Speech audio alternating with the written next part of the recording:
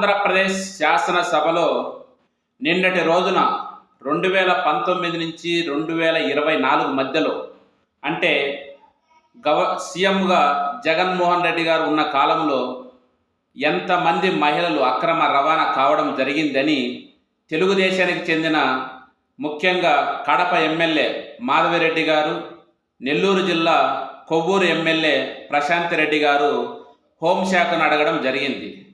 దానికి జవాబిస్తూ ఆంధ్రప్రదేశ్ హోంమంత్రి వంగలపూడి అనిత గారు వ్రాతపూర్వకంగా సమాధానం ఇవ్వడం జరిగింది. 2019 నుంచి 2024 మధ్యలో 46 మంది మహిళలు కానీ బాలికలు కానీ అక్రమ రవాణా కావడం జరిగిందని గుర్తించామని, అందులో 34 కేసులు నమోదు కావడం జరిగిందని ఆమె వ్రాతపూర్వకంగా అయినటువంటి వివరణ ఇవ్వడం జరిగింది. అయితే ఎలక్షన్స్కి ముందు పవన్ కళ్యాణ్ గారు, అంటే ఇప్పుడు డిప్యూటీ సీఎం పవన్ కళ్యాణ్ గారు ఏం చెప్పారు? అప్పుడు రాష్ట్రంలో దాదాపుగా 40,000 మంది మహిళలు కానీ బాలికలు కానీ అక్రమ రవాణా అవుతున్నారని, అలా అక్రమ రవాణా కావడానికి కారణం ముఖ్యంగా వాలంటీర్లని, వాలంటీర్లు పురుషులు లేనప్పుడు ఇళ్ళ దగ్గరకు పోయి ఎంతమంది ఒంటరి మహిళలు ఉన్నారు, ఎంతమంది యుక్త వయసుకు వచ్చిన అమ్మాయిలు ఉన్నారు వాళ్ళను గుర్తించి వాళ్ళందరినీ సంఘ విద్రోహక శక్తులు, అంటే ఒక రకంగా చెప్పాలంటే వైసీపీ నాయకులు సమాచారం ఇస్తే ఆ సమాచార ఆధారంగా వాళ్ళందరినీ ట్రాఫికింగ్ చేసి వైసీపీ నాయకులు ఎక్కడికో వాళ్ళను అక్రమ రవాణా చేశారు అని ఆయన ఎలక్షన్కు ముందు ఒక కుట్రపూరితమైనటువంటి మాటలు మాట్లాడడం జరిగింది. ఇంకా ఏం మాట్లాడారు? ఈ సమాచారం మీకు ఎలా వచ్చిందంటే ఆయన చెప్పినటువంటిది ఏంది? నాకు కేంద్ర నిఘా వర్గాలు సమాచారం ఇచ్చాయి, సమాచారం ఇవ్వడమే కాదు ఈ విషయాన్ని ప్రజల్లోకి తీసుకుపోండి అని ఆయనకు నిఘా వర్గాలు చెప్పినాయి అంట. మీకు ఎందుకు చెప్తారయ్యా నిఘా వర్గాలు? 2019కి ముందు మీరు ఎవరు? అసలు ఒక ఎమ్మెల్యే కాదు, ఒక ప్రజాప్రతినిధి కాదు, చివరకు వార్డు మెంబర్ కూడా కాదు. అలాంటి వ్యక్తికి కేంద్ర నిఘా వర్గాలు సమాచారం ఎందుకు ఇస్తాయి అంటే అది కూడా ఒక కుట్ర మోసపూరితమైనటువంటి మాటలు. ఇంకా ఏంది? కేంద్ర ప్రభుత్వము ఇలాంటి ఏంటైనా నివేదికలు ఉంటే అవన్నీ రహస్యంగా రాష్ట్ర ప్రభుత్వానికి ఇస్తాయి, కానీ మీలాంటి వాళ్ళకి ఇస్తాయా?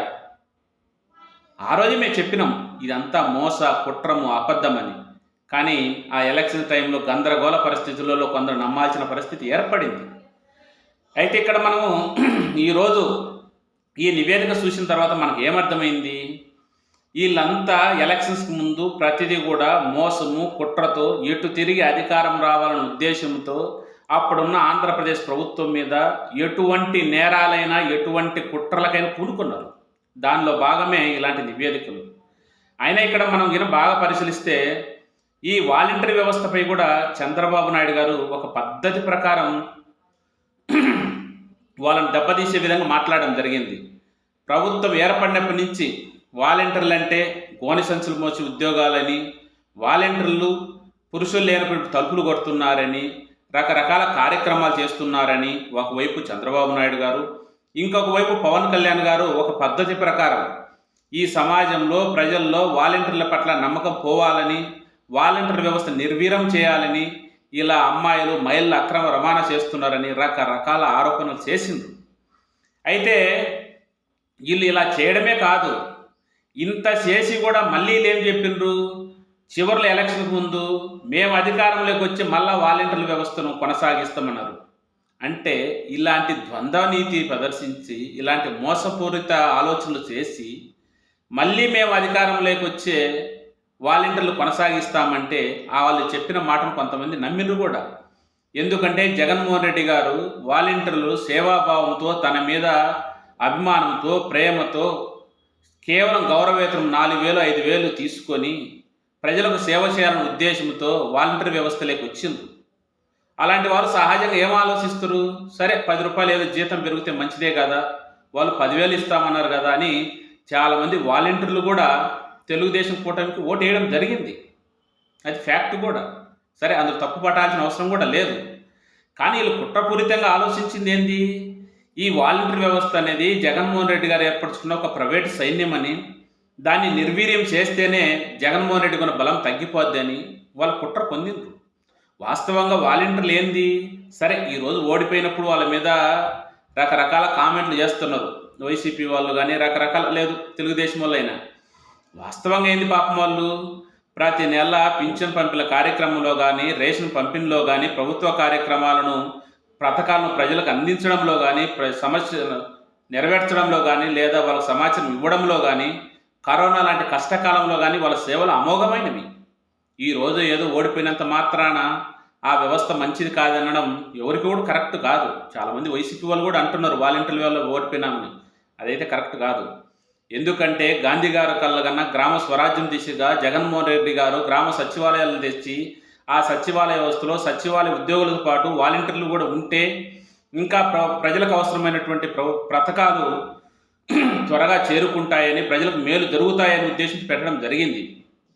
అలాంటి వ్యవస్థను జగన్మోహన్ రెడ్డి గారు ఏర్పరిచారు కాబట్టి, జగన్మోహన్ రెడ్డి గారి ముద్ర ఉంటుంది కాబట్టి ఎప్పటికైనా ఈ ఆంధ్రప్రదేశ్ ఉన్నంత వరకు సచివాలయ వ్యవస్థ కానీ వాలంటీర్ వ్యవస్థ మీద జగన్మోహన్ రెడ్డి ముద్ర ఉంటుందనే కుట్ర బుద్ధితో ఆ రెండింటిని నిర్వీర్యం చేయాలనుకున్నారు వాళ్ళు. దానిలో భాగంగా వాలంటీర్ వ్యవస్థ నిర్వీర్యం కూడా అయిపోయింది. అధికారంలోకి రాకముందు కొనసాగిస్తామన్నారు. ఇప్పటి వరకు 6 నెలలు గడిచిపోయింది. వాళ్ళు కొనసాగించే ఉద్దేశం మనకైతే కనపడట్లే. ఇంకా సచివాలయ ఉద్యోగస్తులు అంటారా, వాళ్ళు ప్రభుత్వ ఉద్యోగులు కాబట్టి వాళ్ళు చేయగలిగేది ఏమీ లేదు.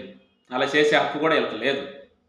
ఇలా ఎలక్షన్స్కి ముందు నేరపూరితమైన కుట్రపూరితమైన ఆలోచన చేసి అధికారంలోకి వచ్చిన తర్వాత 30,000 మంది మహిళల అక్రమ రమారని చెప్పి మీ ప్రభుత్వంలో ఒక రకంగా చెప్పాలంటే మీరే హోంశాఖ మంత్రి గారు కేవలం 36 కేసులు నమోదైనవి అంటే ఎక్కడ 30,000 ఏడ 36?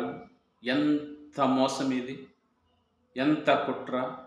అప్పుడప్పుడు పవన్ కళ్యాణ్ గారు అంటుంటారు షణ్ముఖ వ్యూహము అని. కొంపదేశ్ షణ్ముఖ వ్యూహం అంటే ఇదేనేమో. జరగనటువంటి ఒక విషయాన్ని కుట్రపూరితంగా నేరపూరితంగా ఆలోచన చేయడమే కాక ప్రజలపై దుద్ది ఇలా మోసం చేయడమేమో ఆయనకు షణ్ముఖ వ్యూహము. లేదా పార్టీ పెట్టిన 10 ఏళ్ల పాటు ఎమ్మెల్యే కాకపోవడం షణ్ముఖ వ్యూహమేమో. లేదు ఎన్నికల్లో పోటీ చేస్తున్న త్యాగం చేసి 21 సీట్లకు పరిమితం కావడం షణ్ముఖ వ్యూహమేమో. మనకైతే అర్థం కావడం లేదు. ఆయన చెప్తే కానీ మనకు అర్థం కాదు. ఆయన చెప్పనంత వరకు మనం ఇలానే అర్థం చేసుకుంటా ఉండాల్సిందే వస్తుంది. ఇంకా ఈ మధ్యకాలంలో ఏమన్నారు, హోంశాఖ నేను తీసుకుంటే వేరే విధంగా ఉంటుంది. కొంపదీసి ఏమన్నా మీరు హోంశాఖ తీసుకొని ఇలాంటి నివేదికలు బయట పెట్టకూడదు అనుకుంటున్నారా? గత ప్రభుత్వ కాలంలో జరిగిన నిజమైన సంఘటనలను ఇలా బయట పెట్టాల్సింది వస్తుంది కాబట్టి మీరైతే బయట పెట్టకుండా దాచిపెట్టాలనుకుంటున్నారా? లేదు మీరు అధికారంలోకి వచ్చిన తర్వాత మహిళలపైన బాలికలపైన అత్యాచారాలు అఘాయిత్యాలు జరుగుతున్నాయి, వాటిని ఏమైనా కంట్రోల్ చేయాలనుకుంటున్నారా? కానీ కంట్రోలింగ్ ఎక్కడ కనపడడం లేదే. మీరు మాట్లాడే కొద్దీ మీరు చెప్పే కొద్దీ ఆ సంఘటనలు జరుగుతూనే ఉన్నాయే. తీసుకోండి అయినా హోంశాఖ పార్టీ చూద్దాం మీరు ఏం చేయగలుగుతారు. ఇక్కడ ఇంకొకటి కూడా ఉంది. ఆ కాలమనే కాదు, ఎప్పుడైనా ఏ పార్టీ అయినా కేంద్రంలో ఒక ప్రభుత్వము లేదా ఒక కూటమి ఉన్నప్పుడు రాష్ట్ర పరిధిలో జరుగుతున్న అంశాలపై వాళ్ళు స్పందించాలి స్పష్టంగా. వాళ్ళు కూడా సరిగ్గా స్పందించడం లేదు. కారణం ఏంటంటే రాష్ట్ర అప్పులకు సంబంధించి అలాంటి మోసమేలు చేస్తే కేంద్ర ప్రభుత్వం అప్పుడు పెద్ద సీరియస్ స్పందించలేదు. ఈ విధంగా మహిళల అక్రమ రవాణాకు సంబంధించి ఇలాంటి వాళ్ళు అనవసరమైన మాటలు మాట్లాడుతున్నప్పుడు కేంద్రం స్పందించాలి. మీకు ఎవరు చెప్పిండ్రు ఈ నివేదిక ఎందుకు ఇచ్చినారని? ఈరోజు మీరు చెప్పిందే నిజమని వాళ్ళు గిన ప్రజలకు ప్రచారం చేశారే, మళ్ళీ ఈరోజు అసెంబ్లీలో ఇలాంటి నివేదికలు ఇచ్చిండ్రే అంటే కేంద్రం పేరు చెప్పి వాళ్ళు తప్పు చెప్పారా, లేదా ఈరోజు ఉన్న విషయాన్ని చెప్తున్నారా? సమాజంలో మహిళలకు సంబంధించిన ఒక విషయాన్ని, ఒక భద్రతకు సంబంధించిన విషయాన్ని, వాళ్ళ ఆత్మ గౌరవానికి సంబంధించిన విషయాన్ని ఇంత మోసంగా కుట్రపూరితంగా మాట్లాడతారా? ఇక్కడ ఇంకొక వైసీపీ లీగల్ టీంకి కూడా ఒక మనవి, ఇలా మహిళలకు సంబంధించిన ఆత్మ గౌరవానికి సంబంధించిన ఒక జరగనటువంటి సంఘటనలు జరిగినవిగా చూపించి ఎలక్షన్ ముందు ప్రచారం చేసి మహిళల్లో భద్రత లేని విధంగా మాట్లాడినందుకు వీళ్ళ మీద ఏమైనా కేసులు పెట్టే అవకాశం కానీ ఉంటే పరిశీలించి కేసులు పెట్టండి. ఎందుకు పెట్టకూడదు చెప్పండి. అదేం చాలా చిన్న విషయమా? ఎక్కడ చూసిన ఎలక్షన్ ముందు అదే విధమైన చర్చ చేసి అంత మోసపూరితంగా ఆలోచన చేయడమే కాకుండా అది ప్రజల మీద దిద్దుతారా? బాగా ఆలోచించండి లీగల్ టీం. మళ్ళా కేంద్రం మీద నెపం మంచిది కాదు కదా. ఇంకా ఏంది మాట్లాడుతారు? ఎంత హేళన చేసిండ్రు వాలంటీర్ వ్యవస్థ గురించి. ఈరోజు అన్ని అబద్ధాలు చెప్పినట్టు, అన్ని మోసాలు చేసినట్టు వాళ్ళకు కూడా హామీ ఇచ్చి వాళ్ళను కొనసాగించకుండా వాళ్ళని రకరకాలుగా ఇబ్బందులు పెడుతున్నారు. ఇదే కాదు, మన రాష్ట్ర అప్పుల విషయంలో కూడా అంతే చేసిండ్రు. ఎలక్షన్ ముందు 14 లక్షల కోట్లని, తర్వాత తీరా నేను బడ్జెట్లో చూపిస్తే 6.5 లక్షల కోట్లుగా. ఈ మహిళల అక్రమ రవాణాకు సంబంధించి అప్పుడు 30,000 అని, ఇప్పుడు 36 మందిగా. చాలా విషయాలు ఇవే కాదు, ఒక్కొక్కటి ఒక్కొక్కటి ఒక్కొక్కటి మెల్లగా అన్ని నిజాలు బయటకు వస్తుంటాయి. ప్రజలు బాగా గమనించాలి. అధికారం రావడం కోసం వీళ్ళు చేసిన మోసలు, కుట్రాలు బాగా గమనించాలి. అనుకుంటే గుండె తరుక్కపోతుంది నిజంగా చెప్పాలంటే. రాజకీయాల్లో ప్రత్యర్థులు ఒకరిపైన ఒకరు ఆరోపణలు చేసుకోవడం చూసినాం, కానీ మహిళల భద్రత సంబంధించి, మహిళల ఆత్మ గౌరవానికి సంబంధించిన ఒక అంశాన్ని తెచ్చి నిజంగా చాలామంది నమ్మిండ్రు కూడా. మరి అది నిజమైతే ఈరోజు ఇలాంటి నివేదికలు మీరు ఎందుకు ఇవ్వాల్సింది వచ్చింది? దీని మీద కేంద్ర హోంశాఖ కూడా ఆలోచించి నిర్ణయం తీసుకోవాలి. ఇలాంటి తప్పుడు నివేదికలు, ఇలాంటి తప్పుడు మాటలు మాట్లాడిన వ్యక్తులపై ఏం చేయాలన్నా అన్నది. ఇది మంచిది కాదు, ఎవరికి కూడా మంచిది కాదు. రాజకీయంగా శాత అయితే చూసుకోండి, ఎవరు గెలుస్తారో ఎవరు ఓడిపోతారో అది ప్రజల ఇష్టానుసారం కొనసాగుతుంది. అంతేగాని మీ ఇష్టం వచ్చినట్టు మాట్లాడి ఈరోజు తప్పించుకోవాలని చూస్తారా? ఇలాంటి విషయాల్లో మీరు తప్పించుకునే అవకాశం ఉందే? పోనీ మేము చేసింది తప్పని ఒప్పుకోండి. ఒప్పుకోవడం కాదు, ఒక రకంగా తప్పే కాదు అది. మీ ప్రభుత్వంలోని హోంశాఖగానే అలాంటి నివేదిక ఇచ్చింది అని అంటే అది తప్పు ఒప్పుకున్నట్టే కదా. ఇంకా మీరు ఈయన ఉండాలనుకుంటే బహిర్గతంగా ఒక ప్రెస్ మీట్ పెట్టి అప్పుడు ఎలక్షన్స్ ముందు మేము చేసిన తప్పు అయిపోయింది, ఒప్పుకుంటున్నాం, మాకు సరైన అవగాహన లేకుండా మాట్లాడాం అని చెప్పండి. మిమ్మల్ని అందరూ అభినందిస్తారు.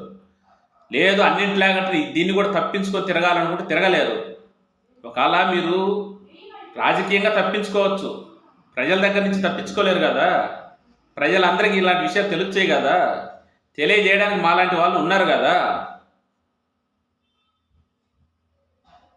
వద్దు, ఇంత మోసాలు వద్దు. ఇంకా చాలా చాలా ఉన్నాయి. పోలవరము డయాఫ్రామ్ వాల్ విషయంలో కూడా సేమ్ ఇలాంటి మోసమే. మీ ప్రభుత్వ హయాంలో అది దెబ్బతింటే జగన్మోహన్ రెడ్డి గారు వచ్చిన తర్వాత దెబ్బతిన్నారని అది కూడా మోసపూరితమైన ఆలోచనలతో కుట్రలు చేసిండ్రు. ఇలా మొత్తం మీ ఎవరు అంటారో చూడండి, నిజం చెప్పలేనటువంటి జీవితం మీది ఒక రకంగా చెప్పాలంటే. ఇది మంచిది కాదు. మారండి ఇప్పటికైనా. ఇప్పటి నుంచి జరిగేటువంటి అయినా అబద్ధాలు చెప్పొద్దు, నిజాలు చెప్పండి, ఉన్న వాస్తవాలు చెప్పండి. ఎట్లా జరిగేది అట్లా జరుగుతుంది. ఓకే రైట్ ఫ్రెండ్స్, వీళ్ళు చెప్పినటువంటి ఎలక్షన్స్ ముందు చెప్పిన అబద్ధాలు ఒక్కొక్కటి పటాపంచలు అవుతూ వస్తున్నాయి. ఈ విషయాలను ప్రజలకు చేరవేస్తూ గతంలో ఏం జరిగింది, ఇప్పుడు ఏం జరుగుతుంది అనే విషయాన్ని తెలియజెప్తూ ప్రజలను ఎప్పటికప్పుడు వాళ్ళను అన్ని విషయాల పట్ల అవగాహన ఉండేటట్లు తెలియజేసి ముందుకు పోవాలన్నదే మన యొక్క ఆలోచన.